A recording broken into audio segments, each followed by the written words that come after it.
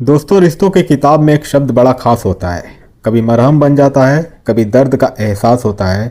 जब जिंदगी में सिर्फ आई यानी मैं रह जाता है, तब हर अपना एक कहीं न कहीं पराया नजर आता है।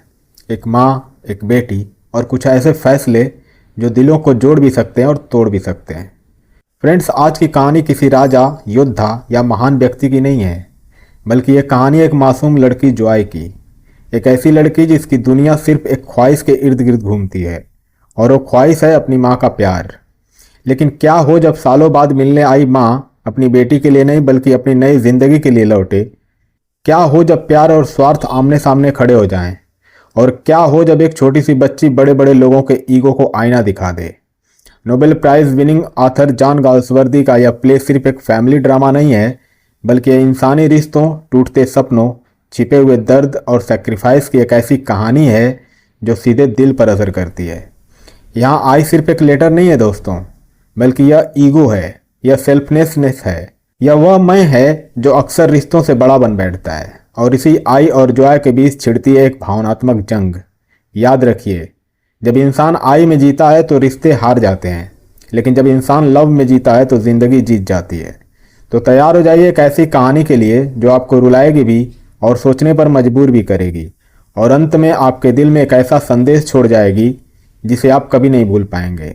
Welcome to literary fan. आज हम लेकर आए हैं जॉन गाल्सवर्दी के masterpiece Joy, a play on letter I की संपूर्ण कहानी, क्योंकि कभी कभी एक छोटी सी जॉय बड़े बड़े आई को हरा देती है। दोस्तों, बात करें इस स्टोरी के मेन की फैक्ट्स की, तो इसका टाइटल है Joy, a play on a letter I, जिसे लिखा गया है जॉन गाल्सवर्दी के द्वारा 3 एक्ट्स में और पब्लिश कराया गया था 1907 में। ये एक सोशल प्ले है दोस्तों। इसकी सेटिंग रखी गई थी कर्नल होप के कंट्री हाउस इंग्लैंड में, और इसकी मेन थीम है कॉन्फ्लिक्ट बिटवीन आई और जॉय। दोस्तों, आई सिंबल है सेल्फ इंटरेस्ट या ईगो की, और वहीं जॉय सिंबल है लव एंड हैप्पीनेस की। तो दोस्तों, इससे पहले कि मैं मेन स्टोरी को स्टार्ट करूं, आइए उससे पहले देख लेते हैं इस स्टोरी के मेन कैरेक्टर्स को, ताकि आधी से ज़्यादा स्टोरी आपको यहीं से समझ में आ जाए। तो दोस्तों, इस प्ले के पहले कैरेक्टर का नाम है जॉय। इस प्ले की सेंट्रल कैरेक्टर जॉय होप है दोस्तों। जॉय एक यंग, इनोसेंट और सेंसिटिव गर्ल है। बचपन से ही वो अपने अंकल कर्नल होप के साथ रहती है। उसके दिल में अपनी माँ के लिए बहुत प्यार और सम्मान है। वो हमेशा एक हैप्पी फैमिली का सपना देखती है। जॉय का कैरेक्टर इनोसेंस, काइंडनेस और ट्रू लव को रिप्रेजेंट करता है। वह किसी से नफरत नहीं करती और हमेशा चाहती है कि उसके आसपास के लोग खुश रहें। दोस्तों, पूरे प्ले में जॉय एक ऐसी कैरेक्टर बनकर उभरती है जो एडल्ट्स को भी लव, सेक्रीफाइस और अंडरस्टैंडिंग का महत्व सिखाती है। वहीं अगले कैरेक्टर का नाम है कर्नल होप। दोस्तों, कर्नल होप जॉय के अंकल हैं और उन्होंने ही जॉय की परवरिश की है। वो एक डिसिप्लिन्ड, ऑनर्ड और केयरिंग पर्सन है। उनका जॉय के प्रति प्यार बिल्कुल एक फादर की तरह है। वो हमेशा जॉय की हैप्पीनेस के बारे में सोचते हैं और उसे हर दुख से बचाना चाहते हैं। दोस्तों, कर्नल होप प्रैक्टिकल और रिस्पॉन्सिबल मैन है, लेकिन उनकी सबसे बड़ी कमजोरी जॉय के प्रति उनका अफेक्शन है। वह प्ले में विजडम, ड्यूटी और जेन्युइन केयर का प्रतीक हैं। वहीं अगले कैरेक्टर का नाम है मिसेस ग्वीनी। दोस्तों, मिसेस ग्वीनी जॉय की मदर है। कई सालों तक अपनी बेटी से दूर रहने के बाद वो अचानक उसकी जिंदगी में वापस आती है। वह एक अट्रैक्टिव, इंडिपेंडेंट और इमोशनल वुमन है, लेकिन उसके कुछ डिसीजंस जॉय के दिल को ठेस पहुंचाते हैं। दोस्तों, मिसेस ग्वीनी अपने पर्सनल हैप्पीनेस और मैटरनल रिस्पॉन्सिबिलिटी के बीच संघर्ष करती रहती है।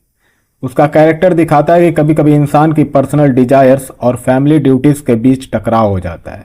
वहीं अगले कैरेक्टर का नाम है मॉरिस लीवर। दोस्तों, मॉरिस लीवर मिसेस ग्वीनी का कंपेनियन और लवर है। वह एजुकेटेड, इंटेलिजेंट और सोफिस्टिकेटेड पर्सन है। वह मिसेस ग्वीनी से सच्चा प्यार करता है और उसके साथ नई जिंदगी शुरू करना चाहता है, लेकिन उसकी प्रेजेंस जॉय की इमोशनल वर्ल्ड में कॉम्प्लिकेशंस पैदा कर देती है। दोस्तों, मॉरिस लीवर प्ले में एडल्ट डिजायर्स और पर्सनल फ्रीडम को रिप्रेजेंट करता है। वहीं अगले कैरेक्टर का नाम है डिक मेरेडिथ। दोस्तों, डिक मेरेडिथ एक यंग, चीयरफुल और सिंसियर मैन है जो जॉय से प्यार करता है। वो जॉय की इनोसेंस, काइंडनेस और गुडनेस की प्रशंसा करता है। दोस्तों, डिक का कैरेक्टर ऑप्टिमिज्म और जेन्युइन अफेक्शन को रिप्रेजेंट करता है। जब जॉय इमोशनल डिफिकल्टी से गुजरती है, तब डिक उसका सपोर्ट बनता है।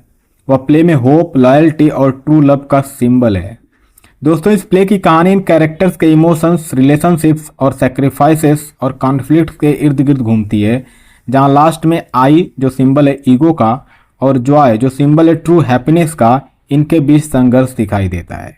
तो चलिए दोस्तों, अब देर न करते हुए शुरू करते हैं आज की story Joy a play on letter I by John Galsworthy. दोस्तों, इस प्ले के एक्ट 1 की शुरुआत कर्नल होप के ब्यूटीफुल कंट्री हाउस से शुरू होती है, जहां जॉय अपने अंकल के साथ रहती है। कर्नल होप ने बचपन से ही जॉय की अपब्रिंगिंग की है और उसे हर तरह का लव, केयर और प्रोटेक्शन दिया है। लेकिन जॉय के दिल में एक खालीपन हमेशा से रहा है, क्योंकि वो अपनी मदर मिसिस ग्वीनी से कई वर्षों से दूर रही है। दोस्तों, जब जॉय को पता लगता है कि उसकी माँ उससे मिलने आने वाली है, तो उसकी एक्साइटमेंट और हैप्पीनेस का कोई ठिकाना नहीं रहता। वो बार बार अपनी मदर के बारे में बातें करती है और उनके साथ एक हैप्पी फैमिली लाइफ के सपने देखने लगती है। उसे लगता है कि अब उसकी ज़िंदगी की सबसे बड़ी विश पूरी होने वाली है। दोस्तों, जॉय की खुशी देखकर कर्नल होप भी खुश होता है, लेकिन उसके मन में एक अजीब सी कंसर्न छिपी हुई है। वो जानता है कि लाइफ हमेशा एक्सपेक्टेशंस के अकॉर्डिंग नहीं चलती। उसे डर है कि कहीं जॉय के सपने रियलिटी से टकराकर टूट न जाएं। दोस्तों, कुछ समय बाद मिसेस ग्वीनी घर पहुंचती है। मदर और डॉटर का मिलन बहुत ही इमोशनल और टचिंग होता है। जॉय अपनी मदर को देखकर बेहद खुश हो जाती है। ऐसा लगता है जैसे वर्षों का इंतजार आखिरकार खत्म हो गया हो। लेकिन कहानी में एक अनएक्सपेक्टेड ट्विस्ट तब आता है जब जॉय देखती है कि उसकी मदर अकेली नहीं आई है, उसके साथ मॉरिस लीवर भी है। मॉरिस एक एजुकेटेड, इंटेलिजेंट और सोफिस्टिकेटेड जेंटलमैन है, जो मिसेस ग्वीनी की लाइफ का इम्पॉर्टेंट पार्ट बन चुका है। दोस्तों, शुरुआत में जॉय मॉरिस के प्रति पोलाइट रहती है, लेकिन धीरे धीरे उसे महसूस होने लगता है कि उसकी माँ का अटेंशन अब सिर्फ उसी पर नहीं है। दोस्तों, मॉरिस की प्रेजेंस उसे अनकंफर्टेबल करने लगती है। उसे लगने लगता है कि उसकी मदर और उसके बीच कोई दीवार खड़ी हो गई है। वहीं दूसरी ओर मिसेस ग्वीनी भी एक डिफ़िकल्ट सिचुएशन में है। वो अपनी डॉटर से भी प्यार करती है और मॉरिस को भी अपनी लाइफ से अलग नहीं करना चाहती। वो दोनों रिलेशनशिप्स को बैलेंस करने की कोशिश करती है, लेकिन यह काम आसान नहीं है।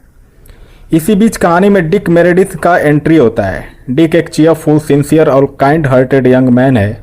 वह जॉय को पसंद करता है और उसकी फीलिंग्स को समझता है। जब वह जॉय की उदासी को महसूस करता है तो उसका सपोर्ट सिस्टम बनने की कोशिश करता है। दोस्तों, एक्ट 1 के आगे बढ़ने के साथ इमोशनल कॉन्फ्लिक्ट धीरे धीरे गहरा होने लगता है। जॉय अपनी मदर का पूरा लव चाहती है, मिसेस ग्वीनी अपनी पर्सनल हैप्पीनेस को खोना नहीं चाहती और मॉरिस भी अपने रिलेशनशिप को बचाए रखना चाहता है। एक्ट 1 के अंत तक ऑडियंस समझ जाती है कि सिर्फ एक सिंपल फैमिली ड्रामा नहीं है, बल्कि यह लव, ड्यूटी, रिस्पॉन्सिबिलिटी, सैक्रिफाइस और सेल्फ इंटरेस्ट के बीच होने वाला संघर्ष की कहानी है। दोस्तों, अब शुरू होता है इस प्ले का एक्ट 2। एक्ट 2 में कहानी और अधिक इमोशनल और ड्रामेटिक हो जाती है। एक्ट 1 में जो टेंशन शुरू हुई थी, अब वो धीरे धीरे एक बड़े कॉन्फ्लिक्ट का रूप लेने लगती है। जॉय अब यह महसूस करने लगती है कि उसकी मदर मिसेस ग्वीनी पूरी तरह उसकी नहीं है। मॉरिस लीवर की प्रेजेंस उसे लगातार परेशान कर रही है। जिस हैप्पीनेस का सपना उसने देखा था, वो अब उसे अधूरी लगने लगती है। वहीं मिसेस ग्वीनी अपनी डॉटर और मॉरिस के बीच बैलेंस बनाने की कोशिश करती हैं, लेकिन स्थिति दिन ब दिन कॉम्प्लिकेटेड होती चली जाती है। वो जॉय को दुखी नहीं देखना चाहती, फिर भी मॉरिस को अपने लाइफ से दूर नहीं कर सकती। दोस्तों, दूसरी ओर जॉय के मन में इनसिक्योरिटी और डिसअपॉइंटमेंट बढ़ने लगती है। उसे लगता है कि उसकी मदर का प्यार अब किसी और के साथ शेयर हो चुका है। उसकी खुशी धीरे धीरे सैडनेस में बदलने लगती है। इस दौरान कर्नल होप पूरी सिचुएशन को ध्यान से देखता है। वह जॉय की इमोशनल सफरिंग को समझता है और उसके लिए चिंतित रहता है। दोस्तों, उसे महसूस होता है कि जॉय के सपने और रियलिटी के बीच एक गहरी खाई बन चुकी है। इसी बीच डिक मेरेडिथ जॉय के और करीब आता है। डिक उसकी फीलिंग्स को समझने की कोशिश करता है और उसे सपोर्ट देता है। दोस्तों, वह जॉय को यह एहसास दिलाना चाहता है कि लाइफ में हैप्पीनेस सिर्फ एक व्यक्ति पर डिपेंड नहीं करती। दोस्तों, एक्ट 2 का सबसे इंपॉर्टेंट पार्ट मिसेस ग्वीनी के इनर स्ट्रगल को दिखाता है। एक तरफ उनका इंटरनल लव है और दूसरी तरफ उसकी पर्सनल हैप्पीनेस। वो दोनों को खोना नहीं चाहती, लेकिन धीरे धीरे उसे समझ में आने लगता है कि हर डिसीजन की एक प्राइस होती है। जैसे जैसे एक्ट आगे बढ़ता है, जॉय और मिसेस ग्वीनी के बीच कुछ इमोशनल कन्वर्सेशंस होते हैं। इन कन्वर्सेशंस में वर्षों की दूरी, अधूरी भावनाएं और छिपे हुए दर्द सामने आने लगते हैं। दोस्तों, मॉरिस लीवर भी स्थिति की गंभीरता को समझने लगता है। उसे एहसास होता है कि उसकी प्रेजेंस जॉय के लिए एक इमोशनल प्रॉब्लम बन गई है। फिर भी वो मिसेस ग्वीनी से अपने रिलेशनशिप को छोड़ना नहीं चाहता। दोस्तों, एक्ट 2 के अंत तक सभी कैरेक्टर एक कठिन मोड़ पर पहुंच जाते हैं। हर कोई अपनी हैप्पीनेस चाहता है, लेकिन किसी की खुशी दूसरे के दर्द का कारण बन रही है। दोस्तों, एक्ट 2 के अंत में स्थिति पहले से कहीं अधिक कॉम्प्लिकेटेड हो जाती है। अब सवाल सिर्फ यह नहीं रह जाता कि जॉय अपनी मदर को पाएगी या नहीं, बल्कि यह बन जाता है कि क्या किसी की पर्सनल हैप्पीनेस किसी दूसरे के इमोशनल पेन से ज़्यादा इंपॉर्टेंट हो सकती है। यहीं पर कहानी अपने सबसे इंपॉर्टेंट टर्निंग पॉइंट की ओर बढ़ती है और एक्ट 3 के लिए सस्पेंस पैदा करती है। दोस्तों जब लव, ड्यूटी और पर्सनल डिजायर एक दूसरे से टकराते हैं तब इंसान के कैरेक्टर की असली परीक्षा शुरू होती है। दोस्तों अब शुरू होता है इस प्ले का एक्ट 3। एक्ट 3 इस प्ले का क्लाइमेक्स है और सबसे इमोशनल पार्ट है। एक्ट 2 तक जो टेंशंस, मिसअंडरस्टैंडिंग्स और इमोशनल कॉन्फ्लिक्ट बढ़ रहे थे, अब उनका समाधान सामने आने लगता है। जॉय अब पहले से अधिक मैच्योर और अंडरस्टैंडिंग हो चुकी है। वो धीरे धीरे यह समझने लगती है कि लाइफ हमेशा हमारी विशेष के अकॉर्डिंग नहीं चलती, बल्कि हर इंसान की अपनी फीलिंग्स, डिजायर्स और रिस्पॉन्सिबिलिटीज होती हैं। वहीं दूसरी ओर मिसिस ग्वीनी भी अपने दिल की गहराई को लड़ रही है। वो अपनी डॉटर से बहुत प्यार करती है, लेकिन मॉरिस लीवर के प्रति अपने अफेक्शन को नकार नहीं सकती। अब उसे एक ऐसा डिसीजन लेना है जो सभी की जिंदगी को प्रभावित करेगा। दोस्तों मॉरिस लीवर भी महसूस करता है कि जॉय की हैप्पीनेस सबसे इंपॉर्टेंट है। वह समझ जाता है कि अगर रिलेशनशिप्स को बचाना है तो सेल्फिशनेस और पर्सनल डिजायर से ऊपर उठकर सोचना होगा। इस दौरान जॉय और उसकी मदर के बीच कुछ बेहद इमोशनल कन्वर्सेशंस होती हैं। वर्षों से उनके दिल में छिपी हुई फीलिंग्स, डिसअपॉइंटमेंट्स और एक्सपेक्टेशंस खुलकर सामने आती है। पहली बार दोनों एक दूसरे को सही मायने में समझने लगते हैं। इसी समय डिक मेरेडिथ जॉय का साथ देता है। उसका लव, पेशेंस और सिंसियरिटी जॉय को इमोशनल स्ट्रेंथ प्रदान करता है। दोस्तों डिक जॉय को यह विश्वास दिलाता है कि फ्यूचर अभी भी होप और हैप्पीनेस से भरा हुआ है। दोस्तों एक्ट 3 में सभी कैरेक्टर्स को यह एहसास होने लगता है कि केवल आई जो सेल्फ इंटरेस्ट के बारे में सोचने से किसी को सच्ची हैप्पीनेस नहीं मिल सकती। रियल जॉय तभी मिलती है जब इंसान दूसरे की फीलिंग्स को भी समझे और उनके लिए सैक्रिफाइस करने को तैयार हो। दोस्तों धीरे धीरे मिसअंडरस्टैंडिंग्स दूर होने लगती हैं, रिलेशनशिप्स में हार्मनी वापस आने लगती है, जॉय का दर्द कम होता है और वह लाइफ को एक नए पर्सपेक्टिव से देखना शुरू करती है। दोस्तों प्ले का एंडिंग होपफुल और हार्ट टचिंग है। जॉन गाल्सवर्दी यह संदेश देते हैं कि लव, अंडरस्टैंडिंग और सैक्रिफाइस किसी भी कॉन्फ्लिक्ट को दूर कर सकते हैं। दोस्तों एक्ट 3 के अंत तक सभी कैरेक्टर्स एक महत्वपूर्ण सच्चाई को समझ जाते हैं कि ट्रू हैप्पीनेस कभी भी केवल आई में नहीं मिलती, बल्कि जब इंसान अपने ईगो, सेल्फ इंटरेस्ट और पर्सनल डिजायर से ऊपर उठकर दूसरों की खुशी के बारे में सोचता है, तभी जिंदगी में असली जॉय आती है। यही वजह है कि जॉन गाल्सवर्दी ने इस प्ले का title Joy a play on letter I रखा। दोस्तों प्ले यह दिखाता है कि जब आई छोटा हो जाता है तब जॉय बड़ी हो जाती है। दोस्तों बात करें फाइनल मैसेज की, तो लाइफ का सबसे बड़ा लेसन यह है कि सिर्फ आई के लिए जीने वाला इंसान कभी पूरी तरह हैप्पी नहीं हो सकता, बल्कि रियल जॉय तब मिलती है जब हम आई से वी की तरफ बढ़ने लगते हैं। तो दोस्तों अगर आपको ये स्टोरी पसंद आई हो तो इस चैनल को लाइक, शेयर और सब्सक्राइब करना मत भूलिएगा। Thank you so much.